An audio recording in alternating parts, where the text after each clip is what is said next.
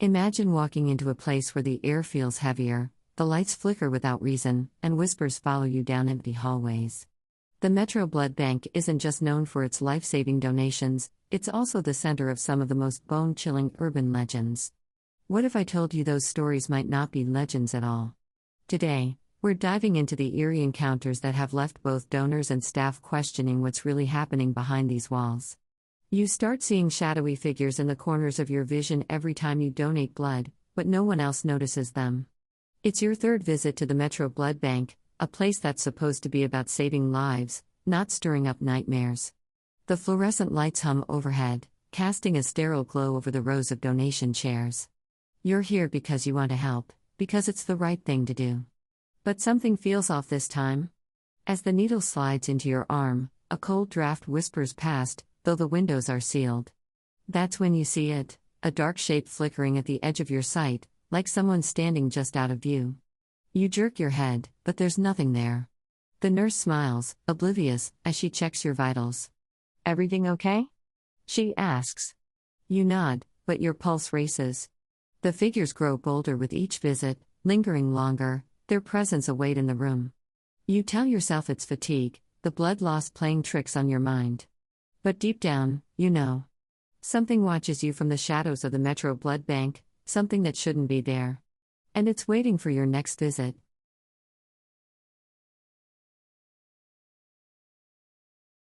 The nurses at the blood bank always seem to know your name, even though you've never told them. It starts the moment you walk in. The air is thick with a scent of antiseptic, and the fluorescent lights hum a tune that sets your teeth on edge. You're here because you wanted to do something good, donate blood, help save a life. But as you fill out the forms, you notice something off. The nurse calls you by name before you've even handed over your ID.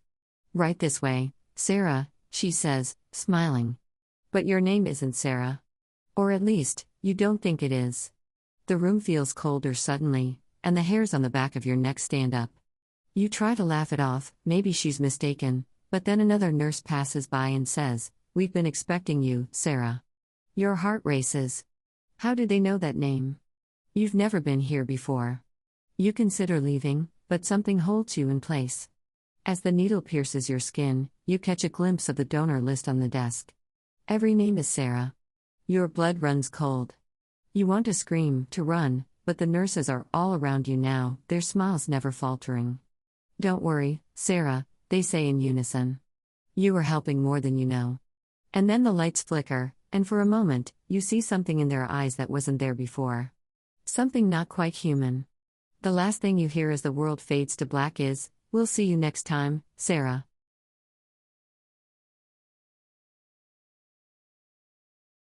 You walk into the Metro Blood Bank, a place that's supposed to be about giving and saving lives, but something feels off the moment you step inside. The air is thick, heavier than it should be, and the fluorescent lights flicker like they're trying to tell you something. You brush it off, thinking it's just another donation, just another day. But then, after you've given your blood, you roll down your sleeve and see them bruises. Dark, angry marks that weren't there before, shaped like fingers wrapped too tight around your arm. You try to remember if the nurse was rough, but no, she was gentle, professional. So why do you feel like something else was in that room with you, something that didn't want just your blood? You tell yourself it's nothing, maybe you bumped into something without noticing. But as you leave, the automatic doors hesitate before opening, as if whatever's inside doesn't want to let you go. And that's when you hear it, a whisper, so faint you might have imagined it, saying, "Thank you for your donation." Except, the nurse already said that. So who, or what, just spoke?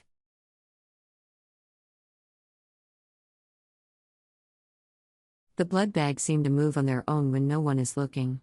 It was just another late shift at the Metro Blood Bank for Sarah, a nurse who prided herself on her skepticism. The sterile, fluorescent-lit storage room was her domain, a place of science and order.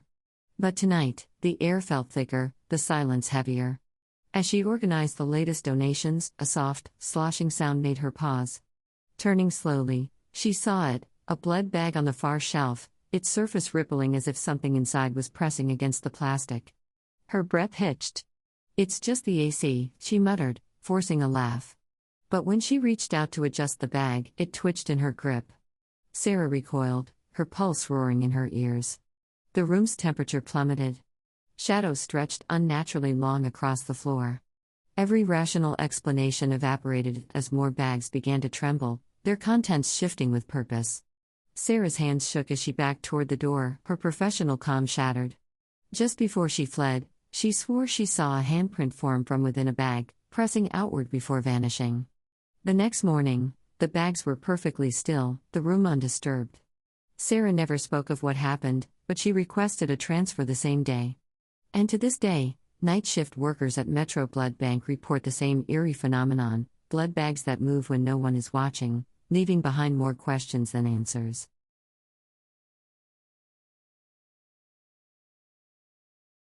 The fluorescent lights flicker above you as you walk down the narrow hallway of the Metro Blood Bank. It's late, and you're the only one left to close up. The air is thick with a metallic scent of blood, a constant reminder of where you are. Suddenly, you hear it, a whisper, barely audible, calling your name from the direction of the storage room. Your heart skips a beat. Hello? You call out, your voice echoing off the sterile walls. Silence. You grab a nearby clipboard, more for comfort than defense, and step toward the storage room. The door creaks open to reveal nothing. Just rows of blood bags, neatly organized. You shake your head, blaming exhaustion. But as you turn to leave, the whisper comes again, clearer this time, and it's definitely your name. Your blood runs cold. You spin around, clipboard raised, but the room is still empty. The whispers don't stop, growing louder, more insistent. You back out of the room, your breath coming in short gasps. The door slams shut behind you. You don't wait to see if it opens again. You run, the whispers chasing you all the way to the exit. The next morning, you're told the storage room was locked all night. No one could have been inside. But you know what you heard. And sometimes, late at night, you still hear it.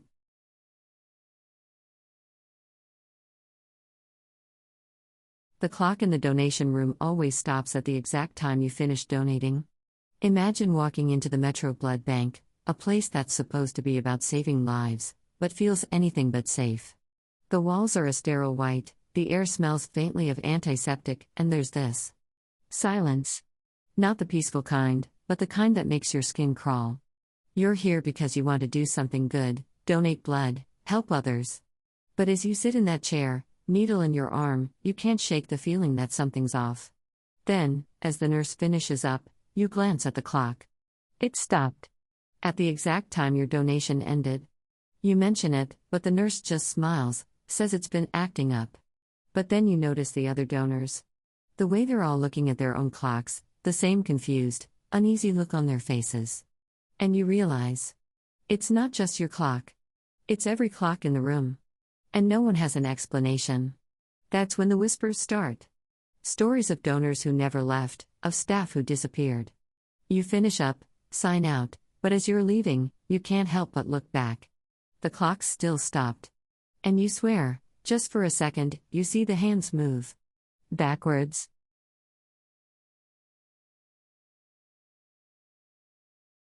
Other donors start avoiding you, muttering about the mark you now carry.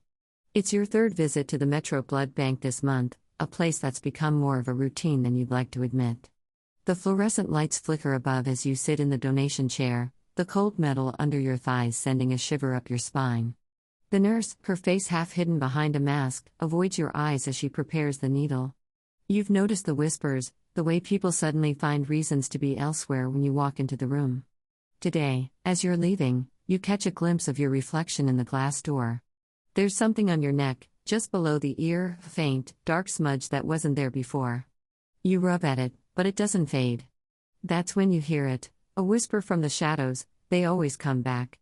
Your heart races as you turn, but there's no one there. The mark, the whispers, the avoidance, it's all connected, and you're starting to realize you might be part of something much bigger, and much darker, than you ever imagined.